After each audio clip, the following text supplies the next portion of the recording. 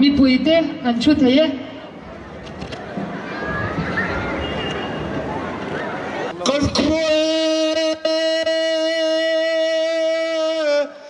เล่นกันเลยสร้างร่างขบวนทิ้งบริเนเล่นเลยอินโซดูโลลูโรเน่จัตุเม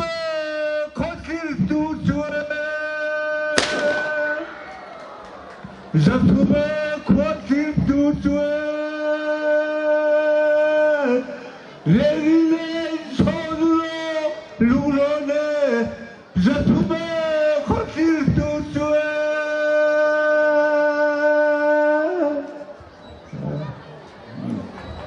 Ole lawm le mai emu pi Khawzawl District Headquarters kan lawm pi pu chuan dang moi taka lawm tu ki second naira patrolin Khawzawl pipe band te an ni tu na chuan in lawmna thu soi turin kan ku thek tu pukela don sama president Khawzawl group IMA lo somang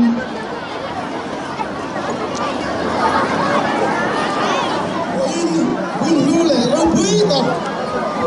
hun rei to ta ka changa kan lo thi lok le ur lok to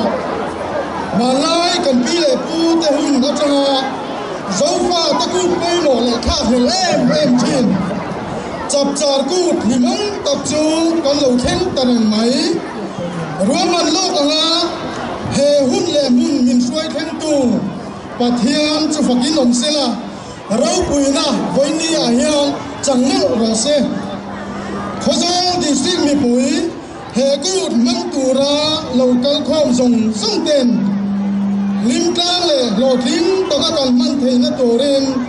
sul su ma ta sa tu ra ruwa man na te an lo sia la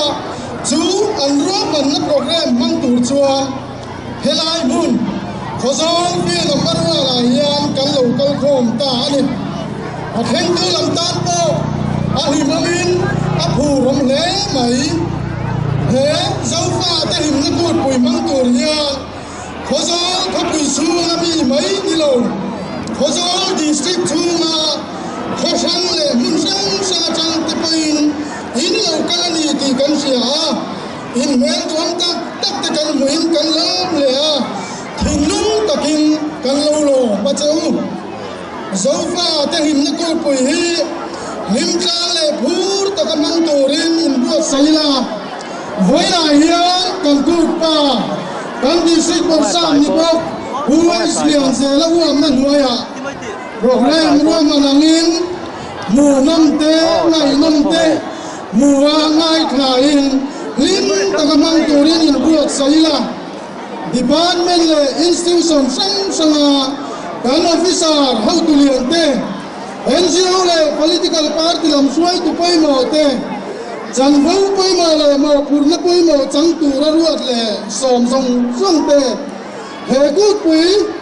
ni man le program te no thing tu ra ni pui lang kal song te lom takin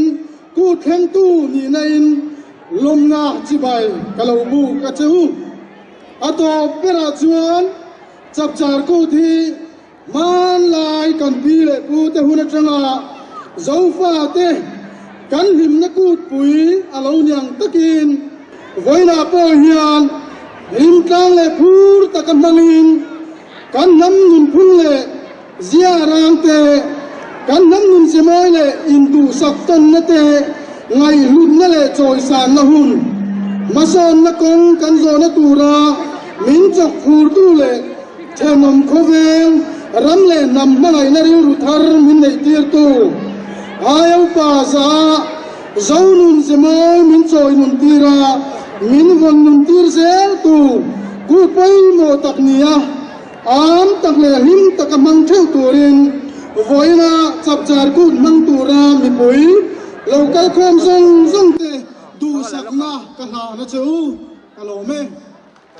kan hun ser mang tu tur upa lal khan lia the president BSI Khawzawl branch ilo somang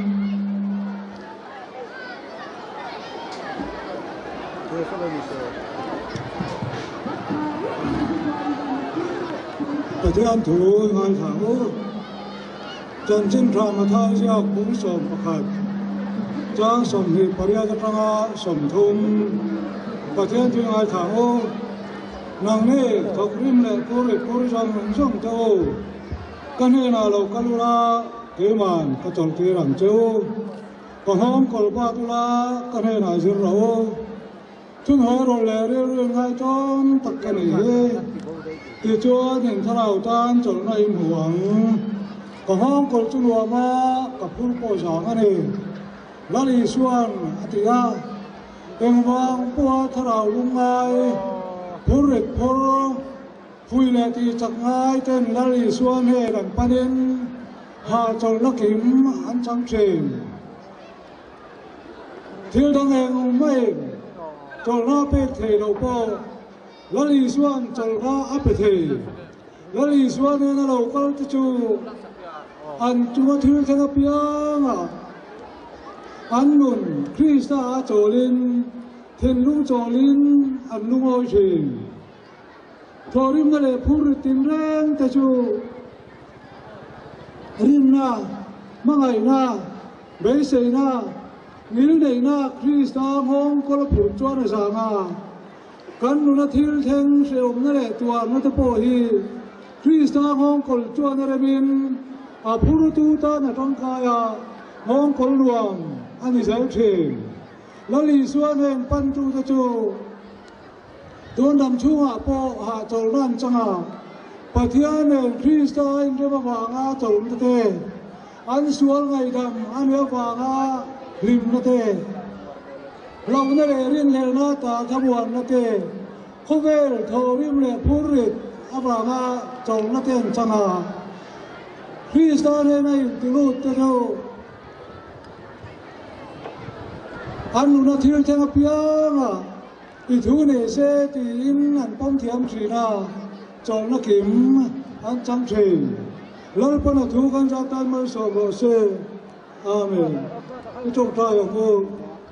มินบังไงโจแล้วป้ากันปะเทียนอีทันนาเตอีเฮียนนาเตเย็นกอลนาเตต้องเย็นโจนหุ่นกันเหล่าเชงามินสวยกันเลยมินนั่นกอลนากันจงไอ้ทันนะจงย่อยันหลอมถูกันสวย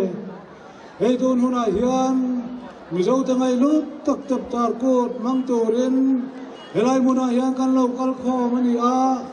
กันสบายเฮียนทันคุยกันไงนาเปียมิทันเปีย thamuan kan nei na pia thamuana harsa nom theila ka min ven him kan dua kan ram kan nam min huaya nang chau thang tura thin lum thar min siam saka inen pan thei turai mi roi cheu kan nge ne min san nam tu suam again hek thei kan ti le amen.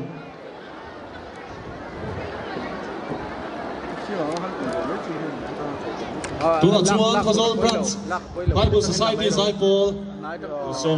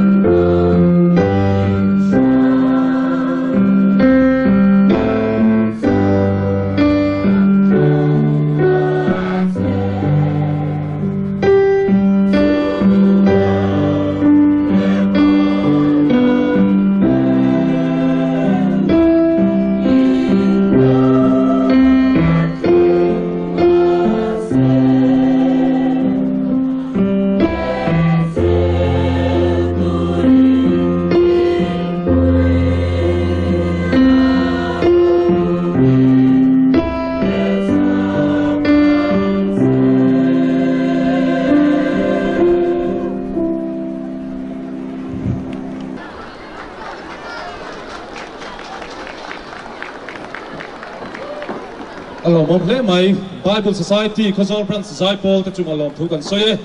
tuna chuan kan kut pa puis lian zela workshop Khawzawl District nibok kan somanga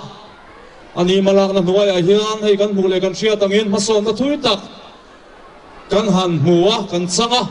alom om tak zz Khawzawl mangai tu Khawzawl District mangai tu kan nei kan lo kan chuang em em ani kan kut pa somang o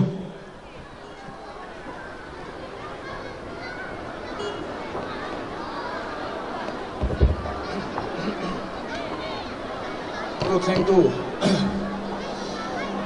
ka tho pui do tak puke lalun sang president Khawzawl group YMA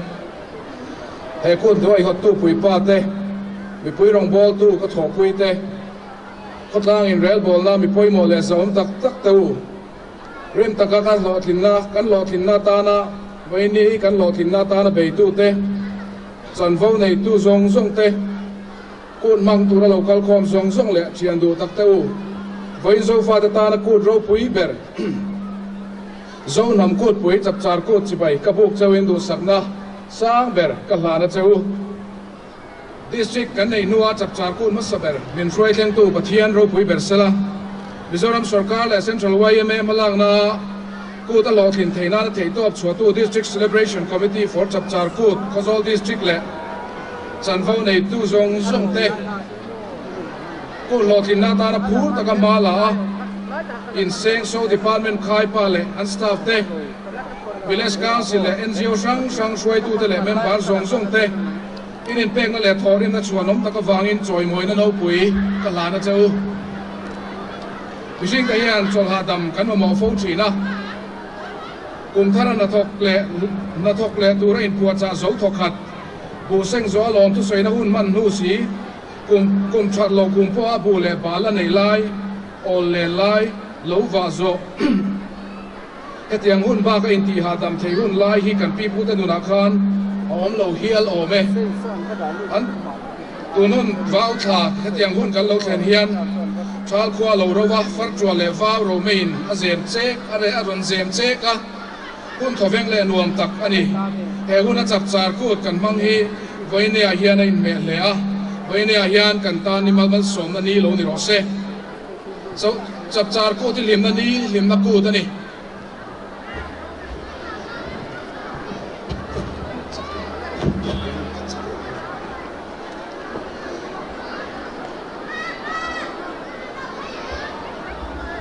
kan pi pu te kha chapchar kut man chung hian an in hau ngai lo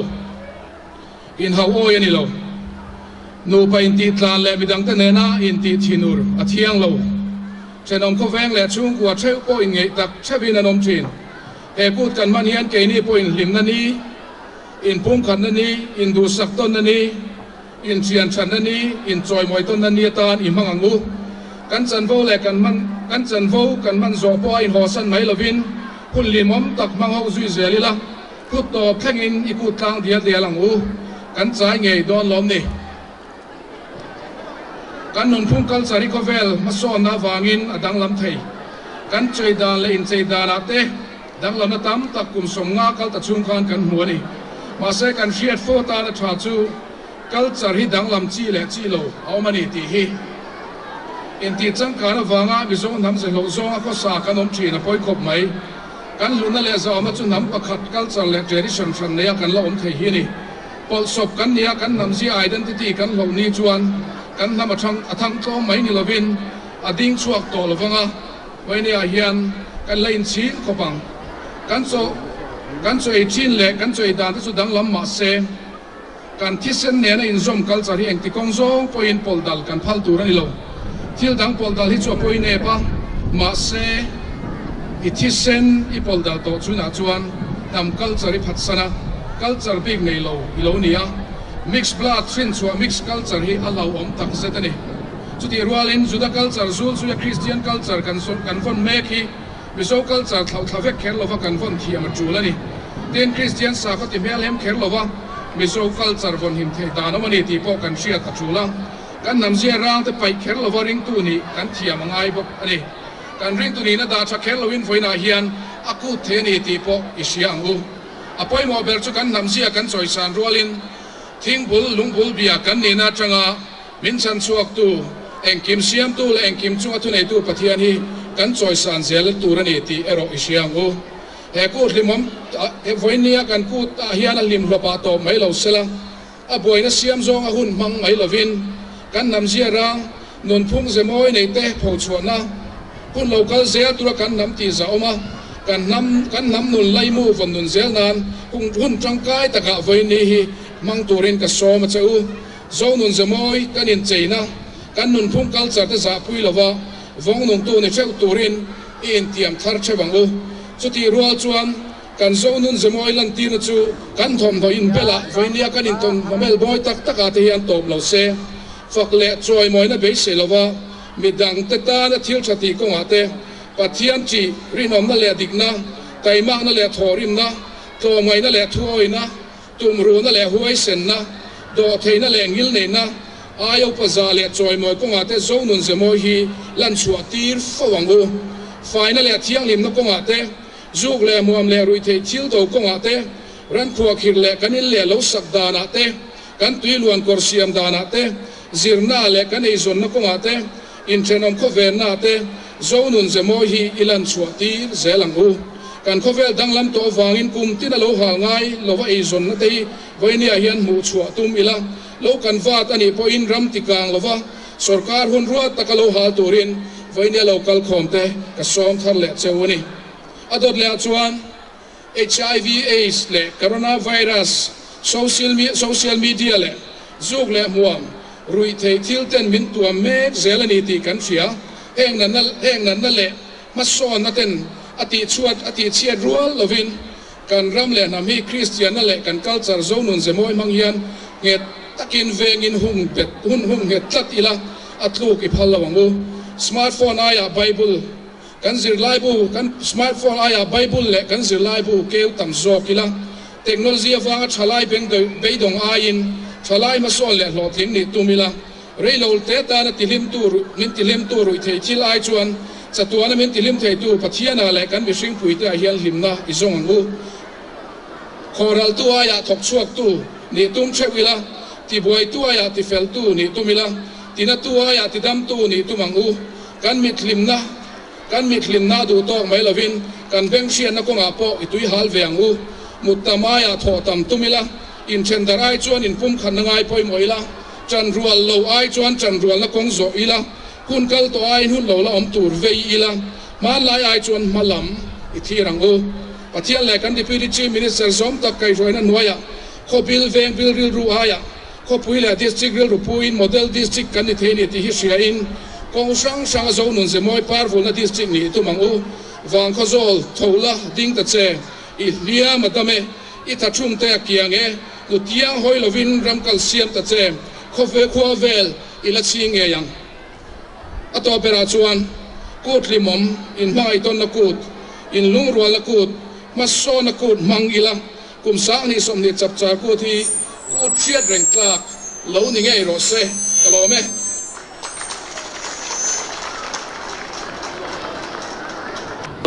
hello mong hle mai kan kut pa chuma lo thu kan soi mot ani zero kan pui nei turin wai me chang te kan so me voinia kut mang turakal khom te zinga hian in zeina nu le pa le nau panga chang te khan turani a tin mi chapchar kut khanna nei bok turani ti kha kan han puang nun le ni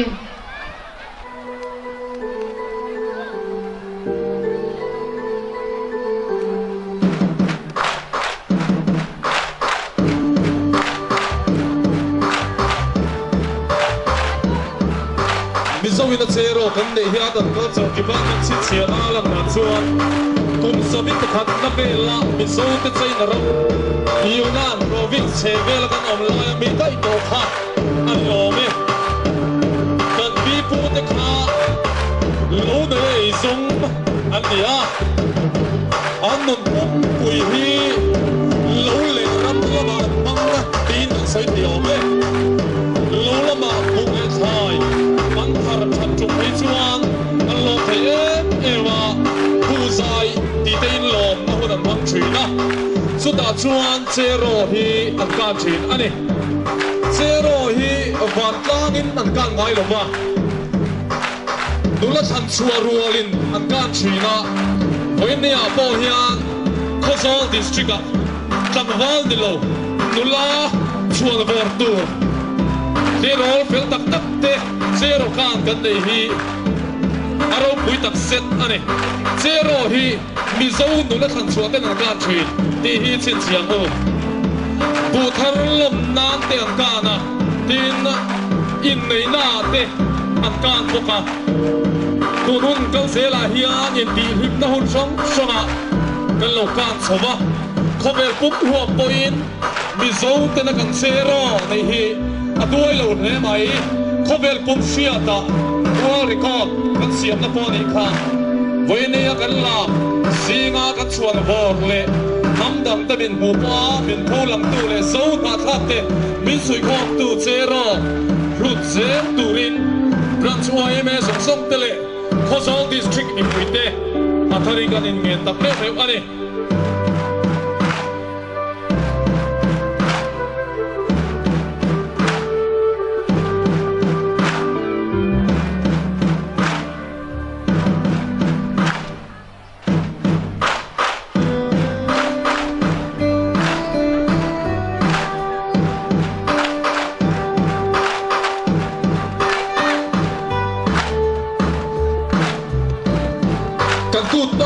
soyang khan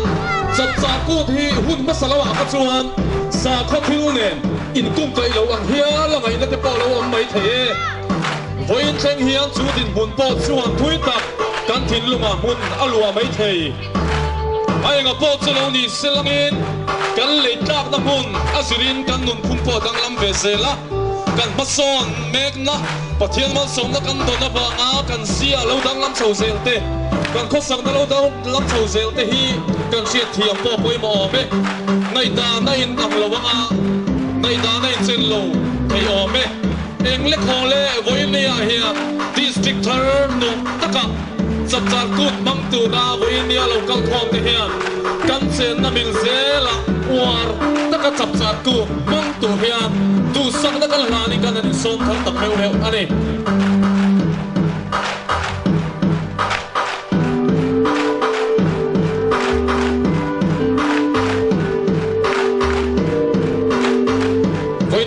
zero kan chi ho me khi zero kan pui Khawzawl kho pui chung branch YMS so singa kan YMS chang rual te kan te rol YMS chuai tu ram chuai tu khachang chuai tu tur la ni mai tur te an ni a ko som thom tali lai mai join YMS phala ka mai ni kan thu ho the hi kan lo din wa set ali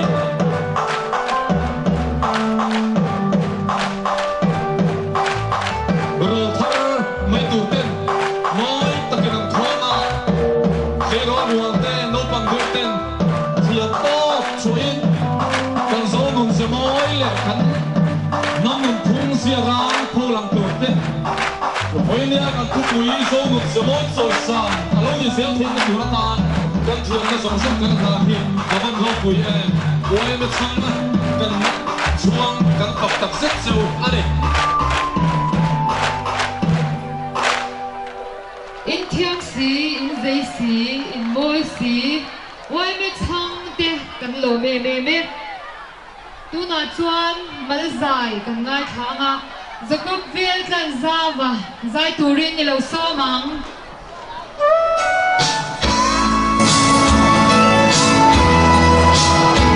hello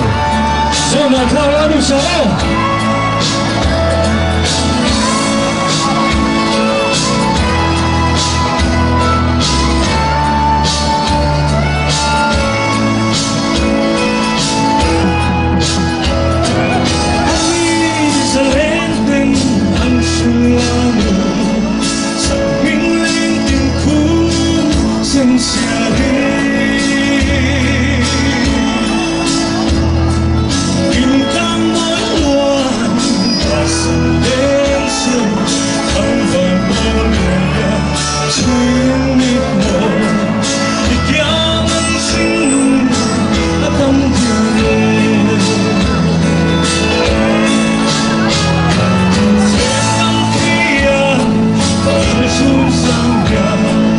Chuan sui ang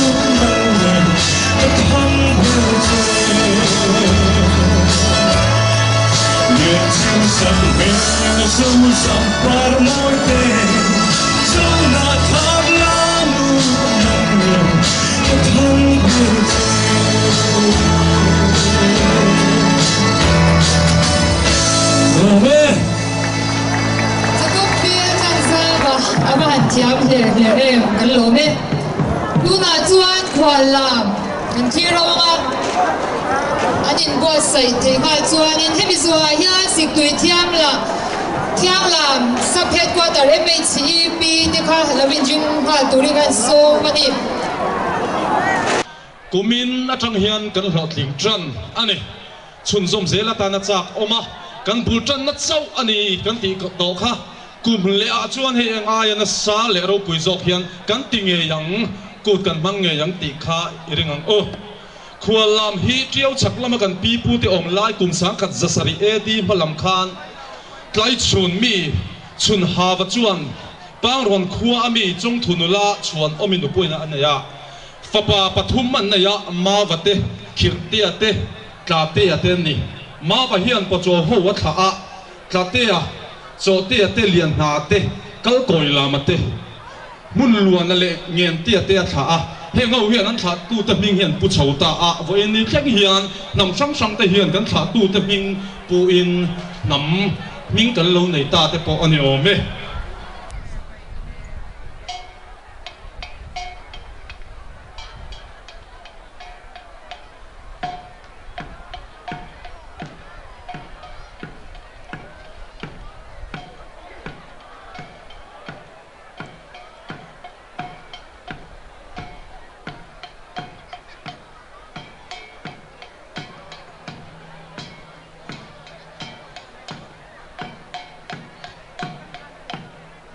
Khawzawl chân chin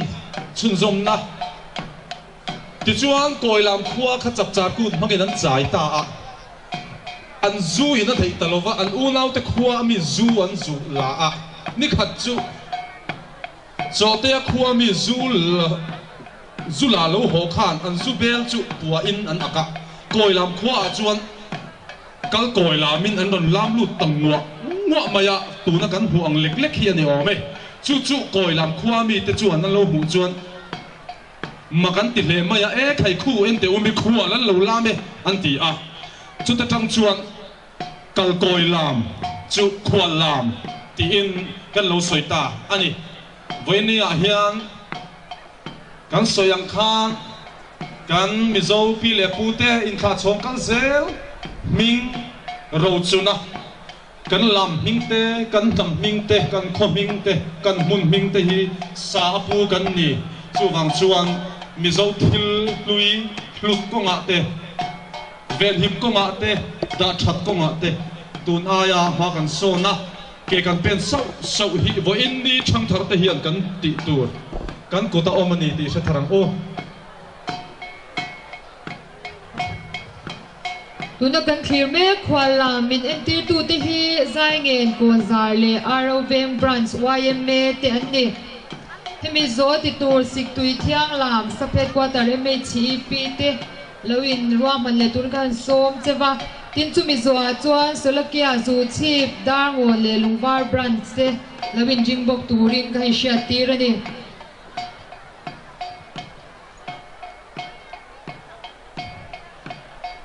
voini a hian sanitation lam committee ten muntina bollobo manhunga kha khami puiten ngai poi moila kan thil e na noi le bollo te paidar mei lavin bollo bo ma khan khak zel turani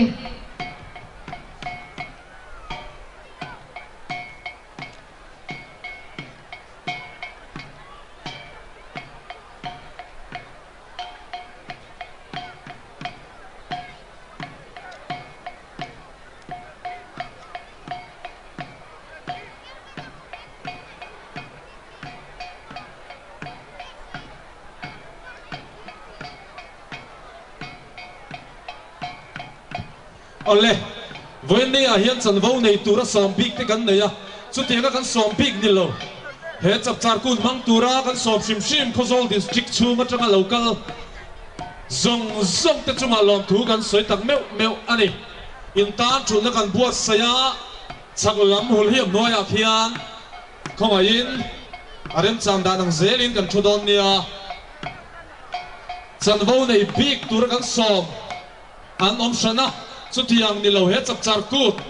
mang tur kan som zong Khawzawl District khuam chunga khua zong te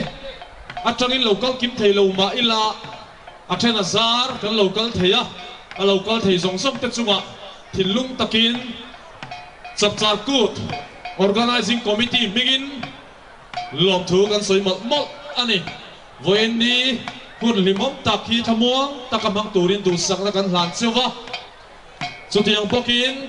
khachung tual chung mi voinia chapchar kut mang tur local khom te kan mit le beng at gai ngei kan bei seya kan chet vel na kan shiat le kan huang khan voini hi hlim ni ani lung oi lo ni an hangai lo vani kan pi le pu ten ti sia in hlim taka sa ya la lama in koma nuya chu tiang kan thil tiang kin hi hlim taka kan ti theina tura tan te zonan zemoi choi san ani theina tura tan na bul kan chan na man ro lo ni ro se ti kan du thu samani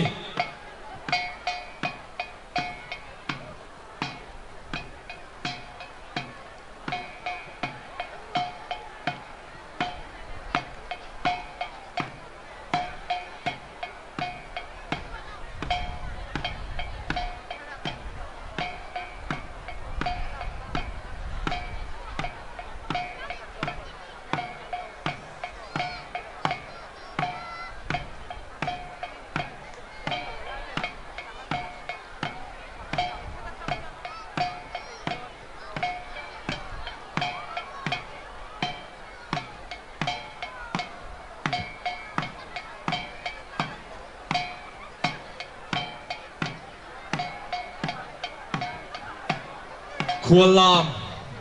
Minen tir tu te hi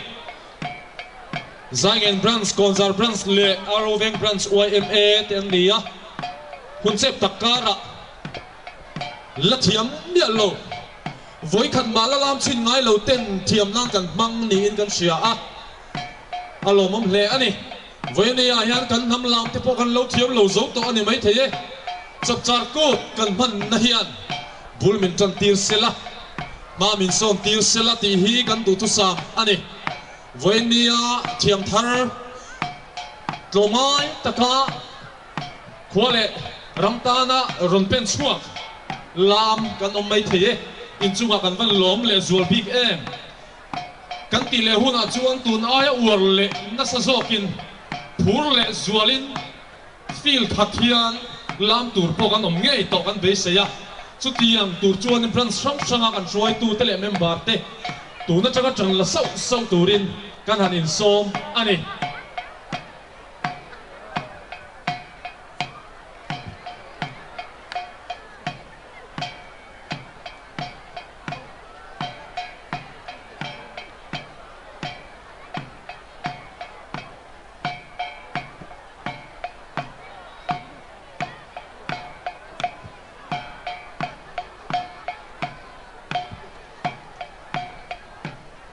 Pipu te in zopa ina kan thil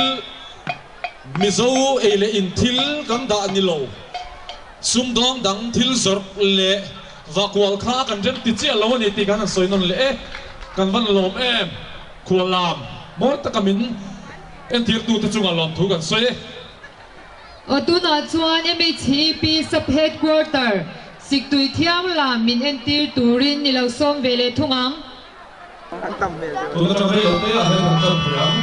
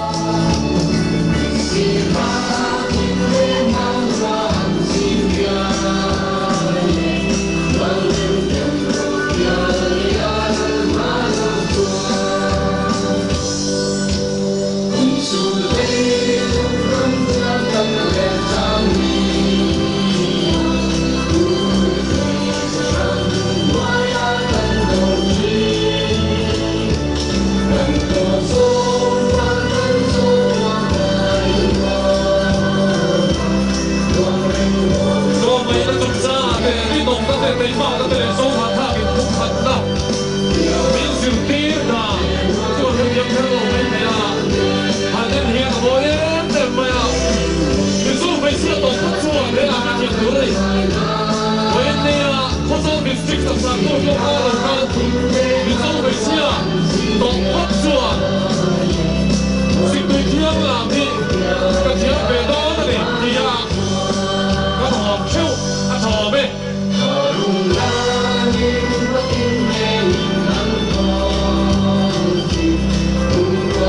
lai se mai lo po ani tua lu ro takin an chedial dial mai han mo ne hian anong phi ne mai do mai la le ni nom na te mi zo nu na mai sia ta ni thon moi mo sia ti po an so po to thina chu ha ta ka tan chho tir tu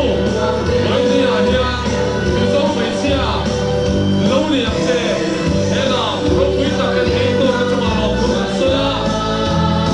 lo thiam ve lo so so te thiam ito ma ko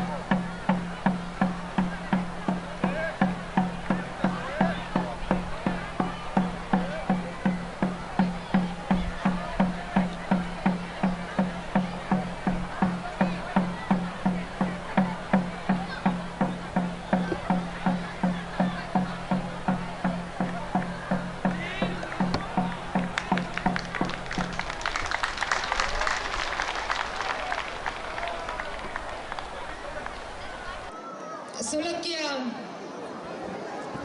Moi taka minron lam saktu te kha zu chief dan mo le luwar branch YMA tenia anchunga kan lom hle ani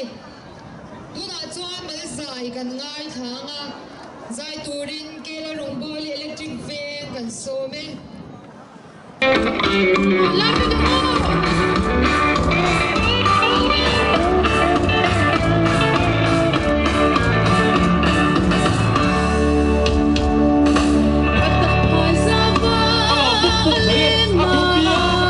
Thea về tấm tiền bối lộc in, liên tập kia thì nó mà không.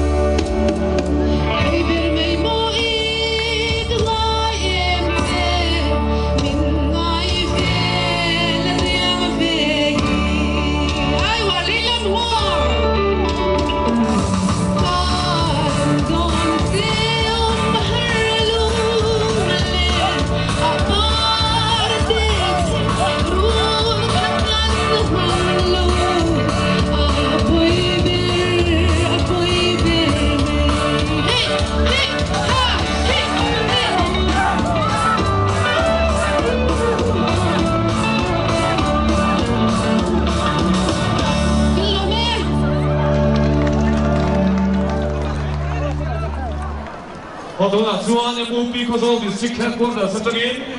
na ham kan tiang na thum te po ti zok tur ni mai the eng po ni selangin ilo song phot mayang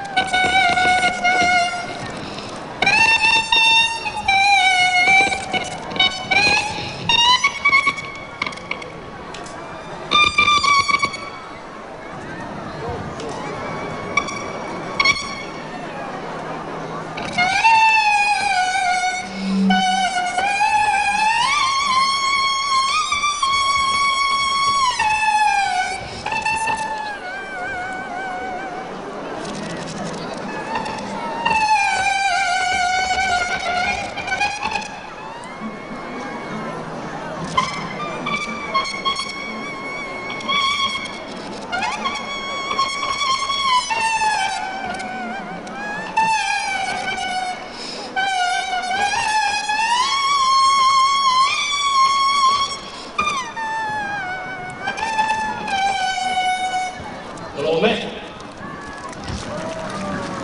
Kuman kung along vare mo pi Khawzawl District Headquarters kan lawme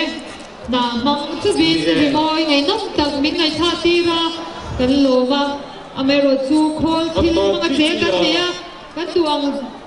zong zong in kan program thia fel fai theilava mi pui te sha thiam na kan han din hal bokani Government Little Flower School te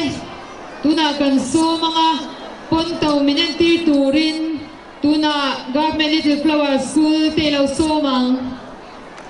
Little Flower School hian no pang an dei thanem thei le a zirtir tu training chuah train teacher kan tiang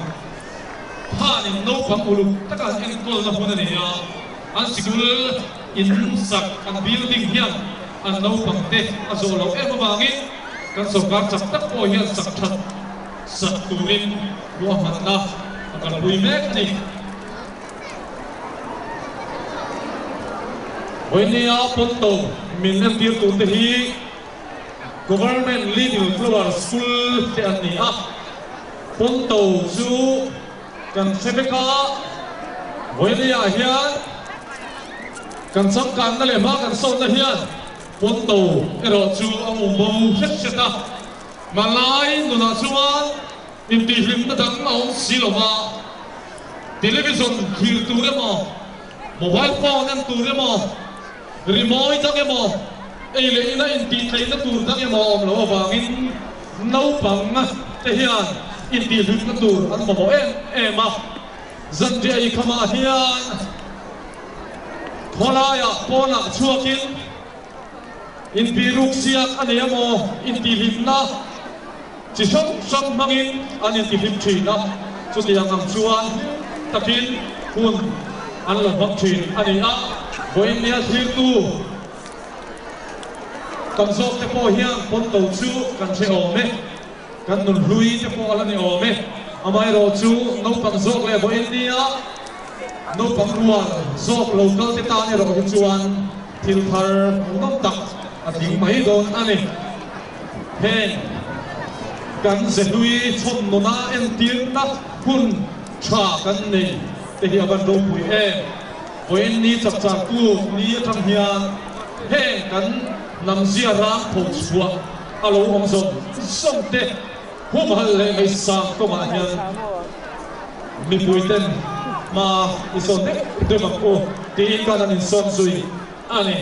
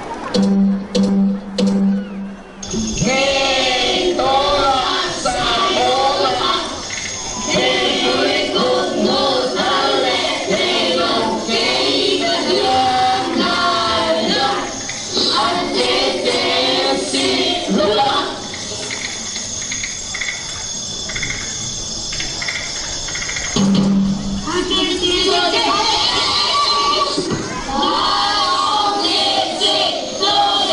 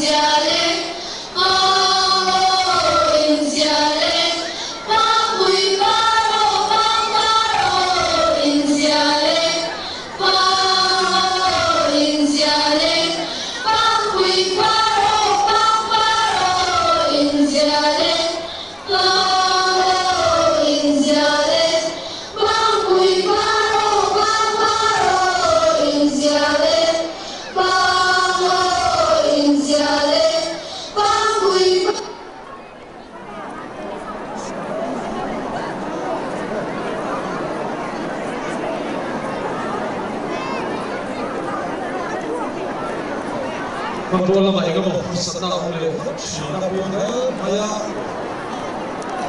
ne maya tao inzial alla inzial ni boyne ya hian hen thilui to tak nia kan ngai te hi kan fa te tan chokchua thang le hun le in alla mobile phone aya pango inzial te hi ta sela games khelai chuan tu singin na berte hiam chan le tai la kan maso na tur ni zo ka ngem voin ne nu le pa lo ka te dingai to tharam u an ti ro pui le maya en dir nei chame mai en liam mai lo hiang voin nia a chat na tur ta na ka en to te chak chuak chebila a to tak set jet ani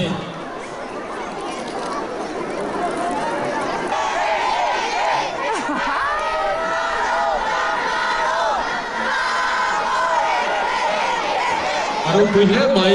har sana to no mai sang trick lama a to tak mea chuti la thilo de ba no be alo tak set zeta zan le se kan tiloma polai la chuak thin se kan tina lam ni lovin mobile phone games alo em khen rimota an mit ta na thalo le hun kal zel tu ta na thalo ti ai chuan voin ne kan in tak te hi kan thon thang le ngam do ne kan thon pui zok tu ran le siang e ti te hi ngai tu apa hun be du le pa te sering o ole kan lo me ale school te ko di lo ben tu la mo me pui te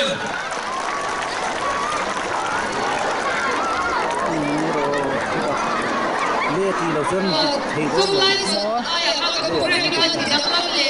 kita ni puite ni ka usah jela ko ya dikala turne ka urte le bangin tu na chuan malsai dan ngai thanga vie tania la so be Chapchar Kut ang tu bi zoom zoom te sibai tu chewa kan sakruang zoram ta ti la kan sange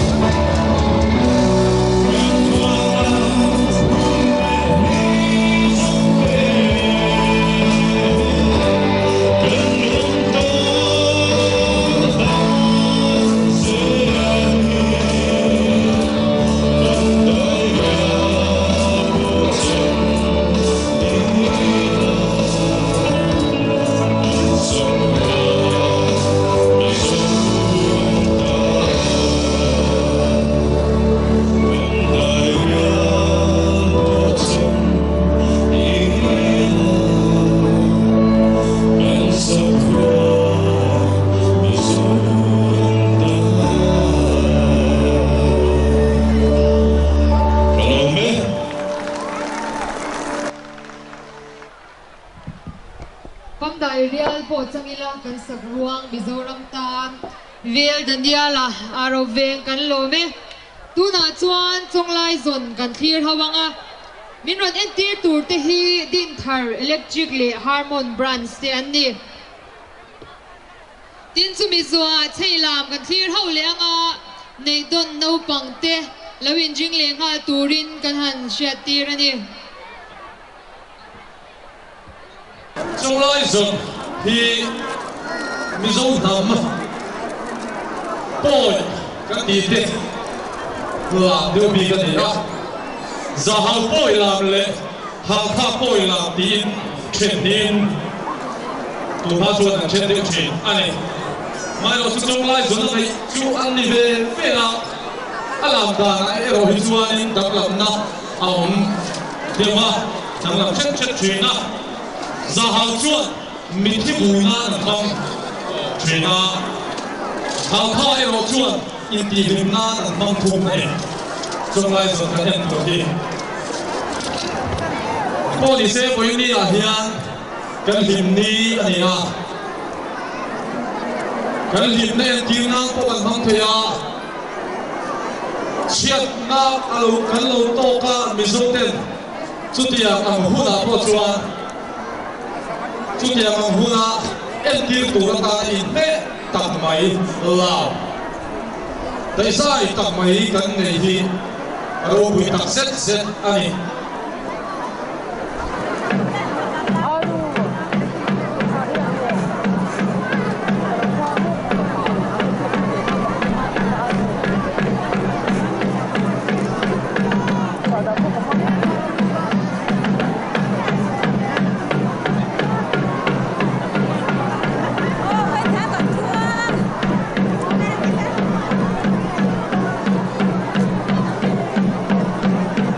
Pwede nga chonglai zon la bukok takmai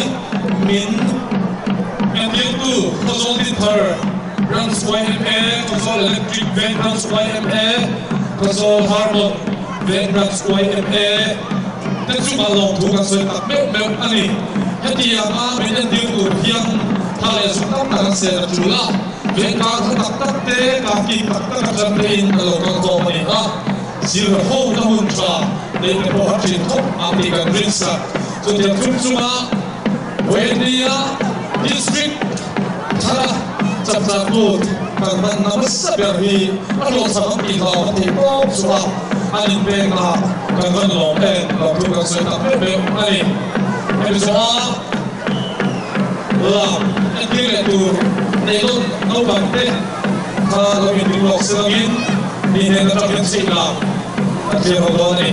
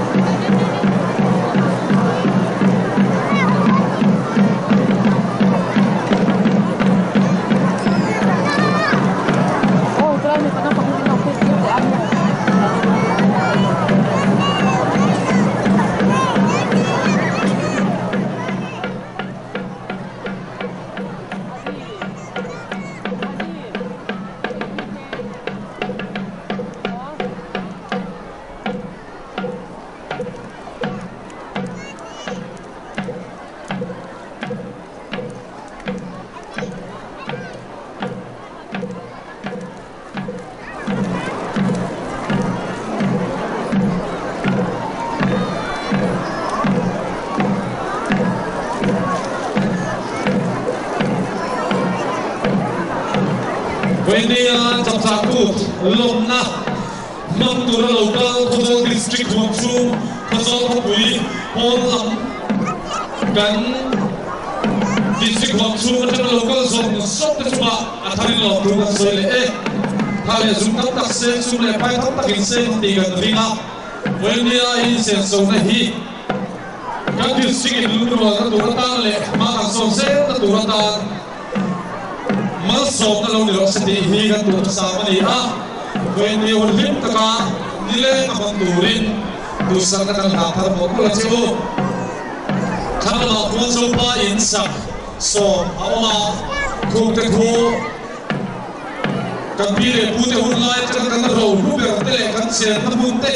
kan engkim ali suwangin ko ini ahian lakhe lo zok no pang zok te tang po zok na ta gawang thei om le how lo le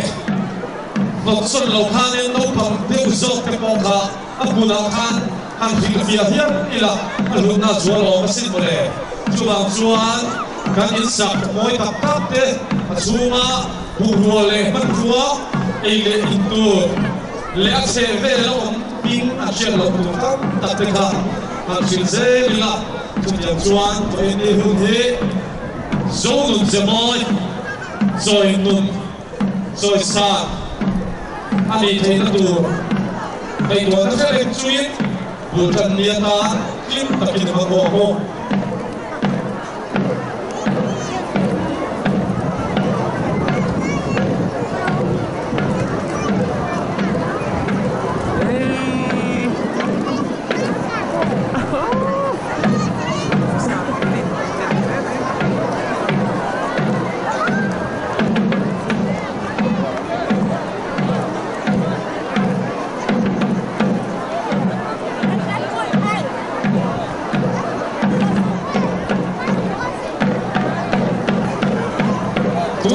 mấy ở here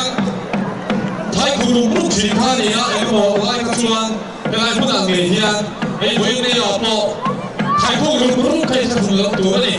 à phụ nữ cái tia mình quý dòng sông mình thì chúng ta phụ này làm chiều thế cũng là here nó là mỗi tập trong lại rồi mình ăn tiền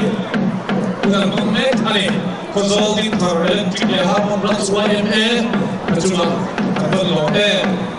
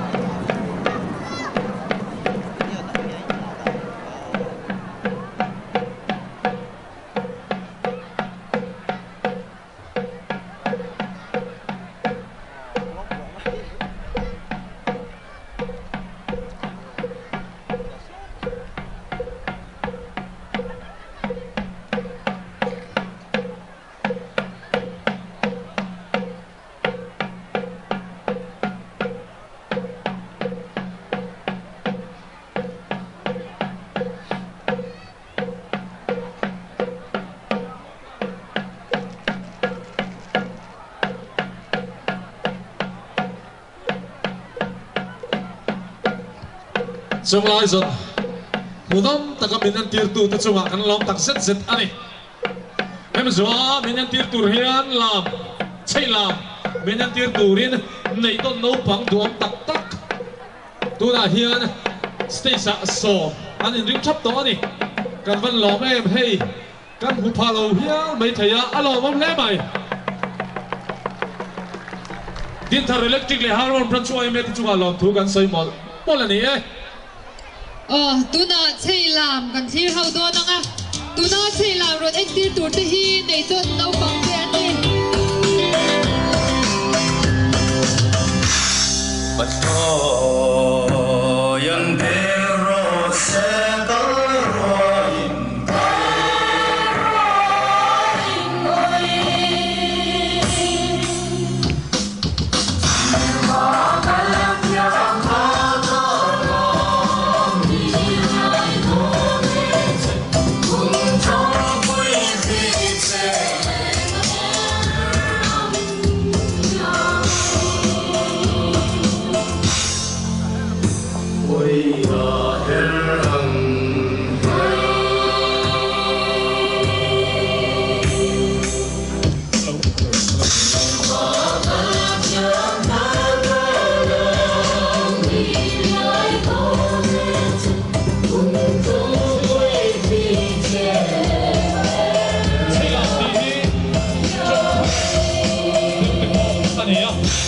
làm một bề trước po đi lâu,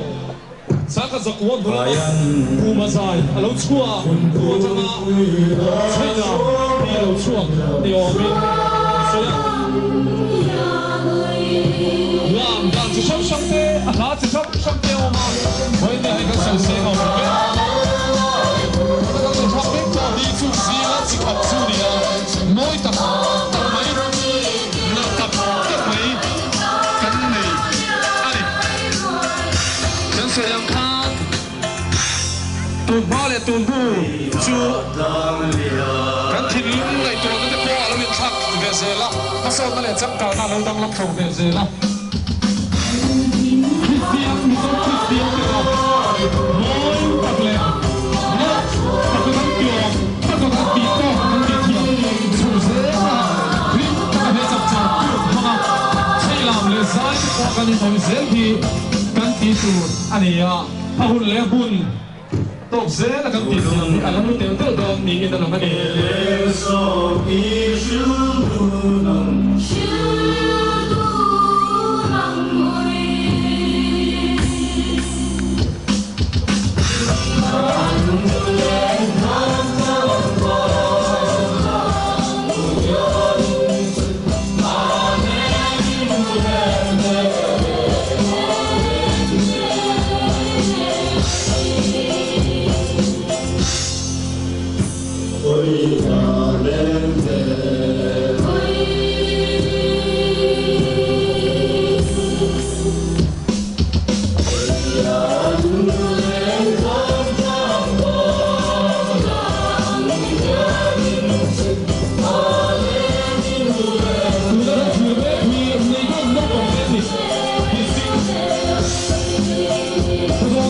Chapchar Kut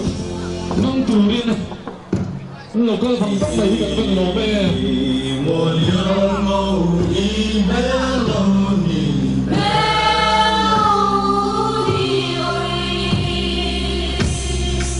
hmasa đây là voi thằng hay thằng khí mê đây vì sao nó hút cả hết tiền ta khi ông chúa nó đi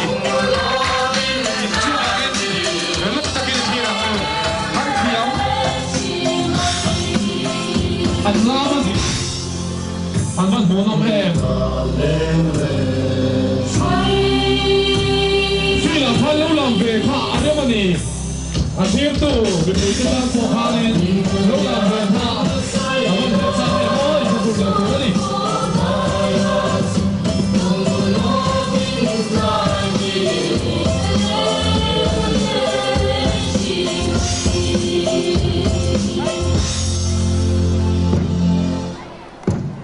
nang himola lai sang suala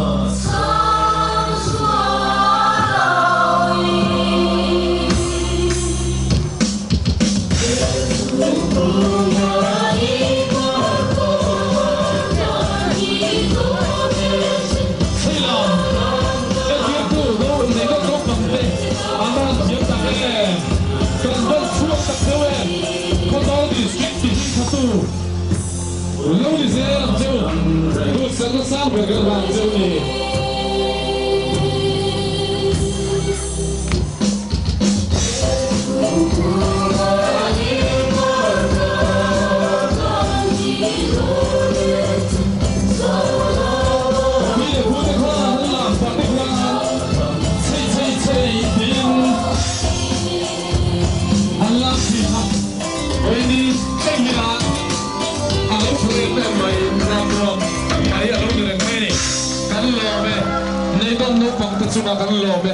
Khawzawl District timing chatu ni zel turin du sakna kan han chewani tuna chuang malzai kan khir howin kan ngai thadon nga abana lu tigi kan so nga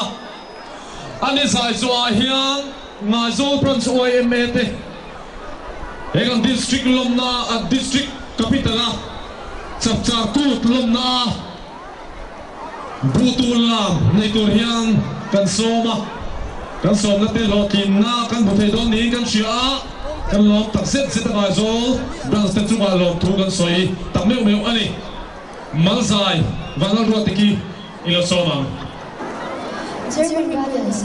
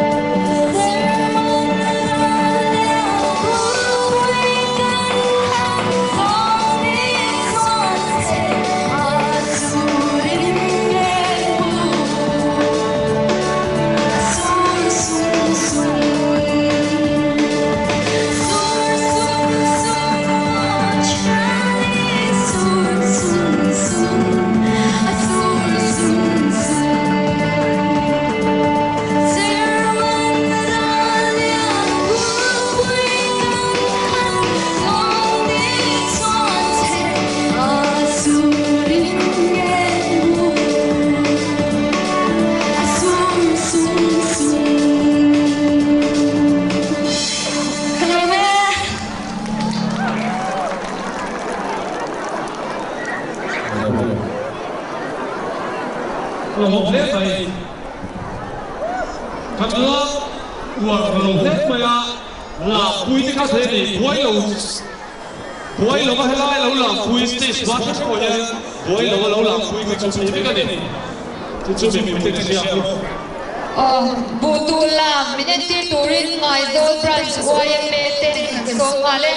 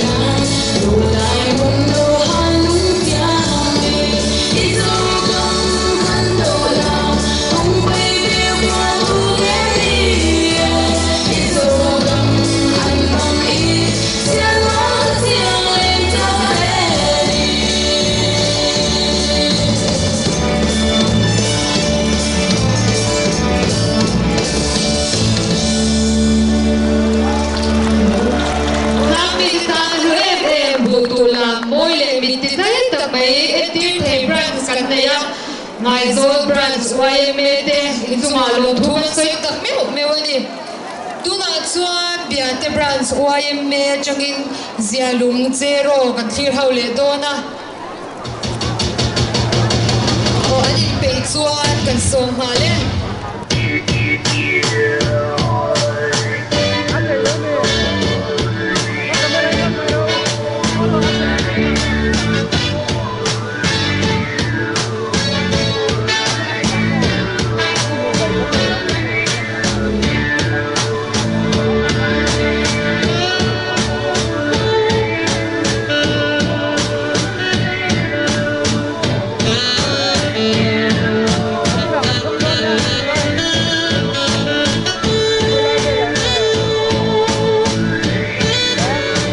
Kirmezi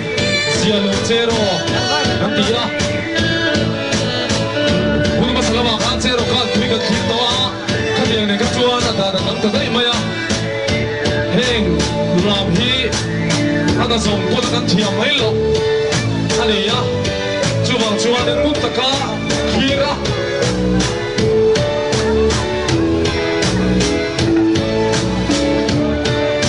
ini lokal mau tehian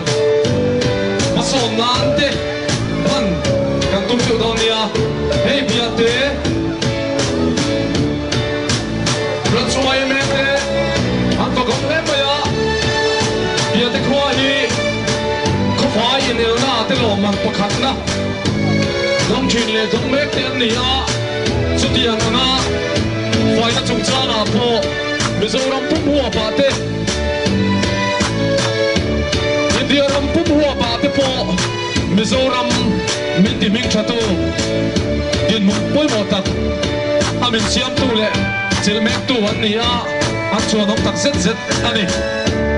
an khua bakal ula kholaya bol ho po ma lo chu bol lo motor om lo bang tin ekip mai amul le ma fel taka da le se hoi vek ani a chung te chuanin men nat nuama hoi te nuama me ma khua ti saumin ati chak kanga khisel na tan po thil poi mo tak ani pokani sarkar le puya chogin mizoram sarkarin hoini a khozola mani bena chopo faina chungchang thei pui kan thang meka kanin sirkir meka yate achanga enton tur kan leite enton cheu turin achalai enton cheu fason turin kanin sa tak meu ani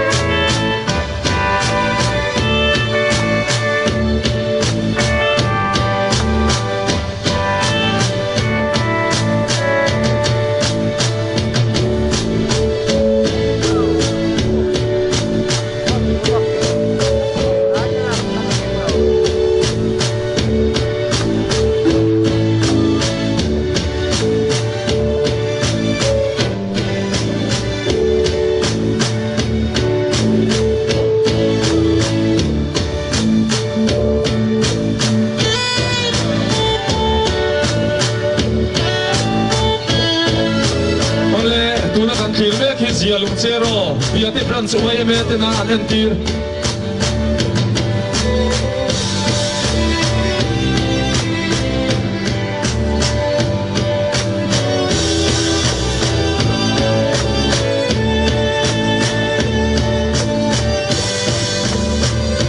biate hi ko fai mai nilovin thing pui fe mizoram puk puya Khawzawl le la sa tak an nia an thing pui ka siam mo tui le a thing pui fe thing pui an sin chua tam awang hian alom do ku hial te po buatsaih ani to kha kan che ome chu ti na ma ele ban son na po ma po tai ma chuan in ari nom takan ni tin chiang takin kan tha thei ome voi ni a chapchar kut mang tura thale sum le pai senga khawzawl tlang an lo theng hi kan van lo me kan chuang ani an lam amoya an thiama an sulbu amoya an khua apaya voi ni a Khawzawl District mi puiden kan den ton chewa in sulbu en ton tlang som en ton turin kan in buatsaih lo ne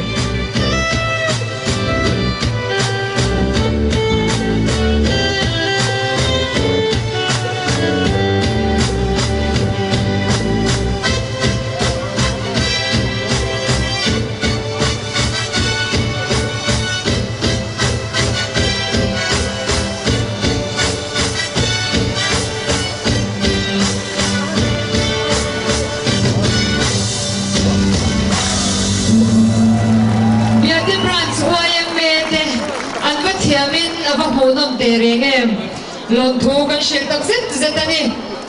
refreshment kan nei do na mas amero chu mi pui ti kha lo chi ai lo vil kan om mun chuah khan